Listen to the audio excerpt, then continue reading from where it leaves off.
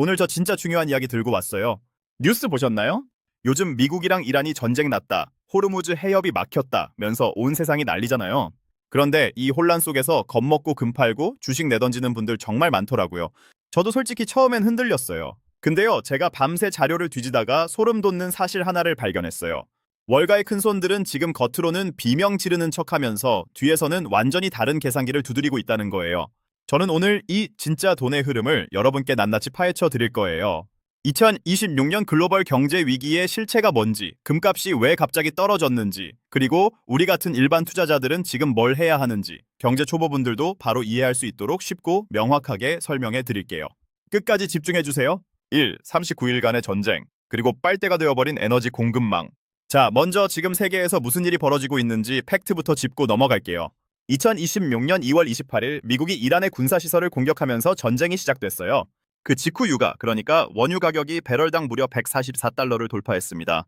역대급 수치예요. 이게 얼마나 충격적인 숫자냐면 불과 몇 년 전 우리가 기름값 비싸다고 느꼈을 때가 배럴당 8,090달러 수준이었거든요. 그게 2배 가까이 뛴 거예요. 그런데 여기서 제가 여러분께 진짜 중요한 개념 하나를 설명드려야 해요. 바로 호르무즈 해협이에요. 호르무즈 해협이 뭐냐고요? 지도를 한번 떠올려 보세요. 중동에 있는 아주 좁은 바닷길인데요. 전 세계에서 바다로 운반되는 원유의 약 20%, 그리고 LNG 액화 천연가스의 약 20%가 이 좁은 해협을 통과해요. 쉽게 말해서 전 세계 에너지의 5분의 1이 이 한 곳을 지나가는 거예요.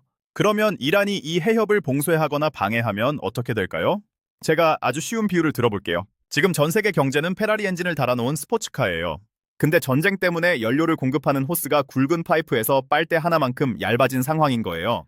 엔진이 아무리 좋으면 뭐 하겠어요? 기름이 제대로 안 들어오면 차가 달릴 수가 없잖아요. 지금 AI, 반도체, 데이터 센터, 전기차 같은 첨단 기술 산업들이 아무리 혁신적이고 성장 가능성이 높아도 에너지 가격이 폭등하고 전력망이 흔들리면 그 기업들의 주가도 같이 흔들릴 수밖에 없어요. 운영 비용이 폭발적으로 늘어나니까요. 실제로 이번 전쟁이 시작된 이후 나스닥 기술주들이 줄줄이 하락했죠. 많은 분들이 AI 회사들이 왜 떨어지지? 라고 의아해 하셨을 텐데 바로 이 빨대 현상 때문이에요. 그리고 제가 여기서 핵심 포인트 하나를 딱 짚어드릴게요. 뉴스에서는 전쟁의 참혹함, 사상자 수, 외교적 갈등만 다루고 있어요. 물론 그것도 중요하죠. 하지만 스마트 머니, 그러니까 진짜 돈을 굴리는 기관들과 월가의 큰손들은 지금 이 빨대 현상을 누가 먼저 해결하느냐에 돈을 베팅하고 있어요. 에너지 인프라 관련 기업, 대체 에너지 공급망, 방산 기업들이 주목받는 이유가 바로 이거예요. 초보자분들 꼭 기억해주세요. 전쟁이 나면 무조건 다 망한다. 이게 아니에요. 전쟁이 나면 돈의 흐름이 바뀌는 거예요. 그 흐름을 읽는 사람이 살아남고 그 흐름을 모르는 사람이 손해를 보는 거예요. D. 금값 폭락의 역설. 개미는 던지고 기관은 줍는다. 자, 이제 두 번째 주제예요. 이게 진짜 많은 분들이 혼란스러워하신 부분인데요. 전쟁이 났는데 왜 금값이 떨어지냐는 거잖아요. 맞아요. 상식적으로 이상하죠. 금은 원래 안전자산이라고 부르거든요. 세상이 불안하고 경제가 흔들릴 때 사람들이 믿고 도망가는 자산이에요. 실제로 2026년 1월의 금 가격은 온스당 5,500달러까지 치솟으며 역대 최고가를 찍었어요. 그런데 전쟁이 터지자마자 오히려 10% 가까이 폭락했어요. 5,500달러에서 약 5,000달러 밑으로 내려간 거예요. 아니 이게 무슨 일이야 라고 당황하신 분들 완전히 이해해요. 저도 처음엔 그랬거든요. 그런데 이걸 이해하려면 마진콜이라는 개념을 알아야 해요. 어렵게 들리지만 정말 간단해요. 예를 들어볼게요. 어떤 기관 투자자가 주식을 100억 원어치 가지고 있어요. 그런데 전쟁 때문에 주식시장이 갑자기 폭락해서 그 주식 가치가 70억으로 떨어졌어요. 그럼 그 기관은 빌린 돈을 갚거나 담보를 더 넣으라는 연락을 받아요. 이때 가장 빠르게 팔 수 있는 자산이 뭐겠어요? 바로 금이에요. 금은 전 세계 어디서나 24시간 거래되고 사는 사람도 많아서 아주 빠르게 현금으로 바꿀 수 있거든요. 그래서 주식이 폭락하면 오히려 금도 같이 떨어지는 역설적인 현상이 생기는 거예요.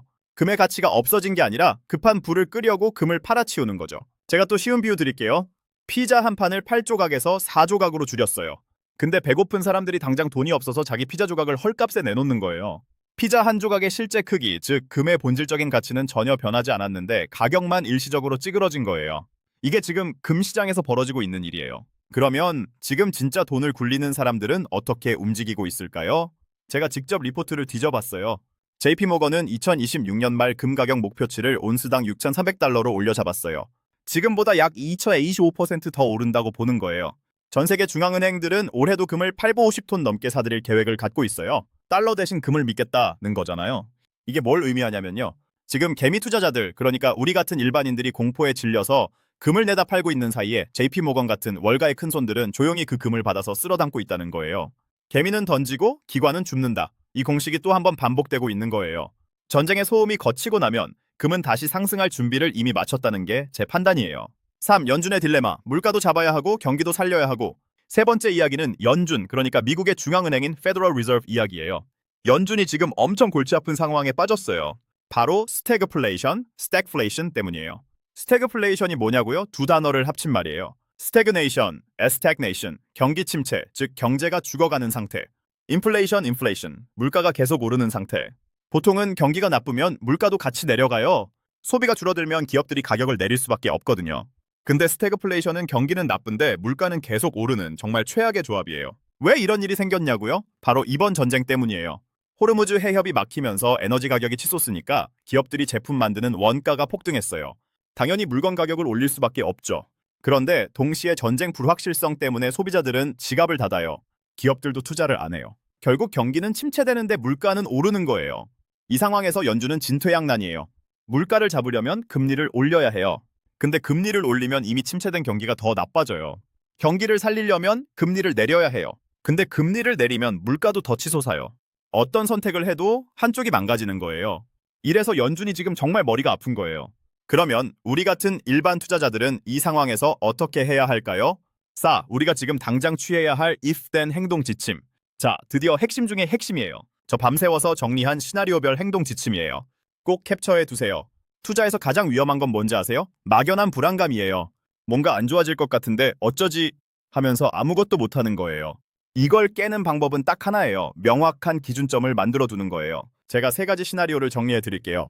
첫 번째 시나리오. 전쟁이 다시 격화된다면 내일 아침 뉴스에서 호르무즈 해협에서 선박 공격 발생이라는 소식이 들린다면 그건 전쟁이 다시 격화되고 있다는 신호예요. 이 경우엔 금과 에너지 섹터 비중을 즉시 늘려야 해요. 반대로 테슬라, 엔비디아 같은 성장주는 비중을 줄이는 게 맞아요. 에너지 가격이 오르면 첨단 기술 기업들의 비용이 폭증하거든요.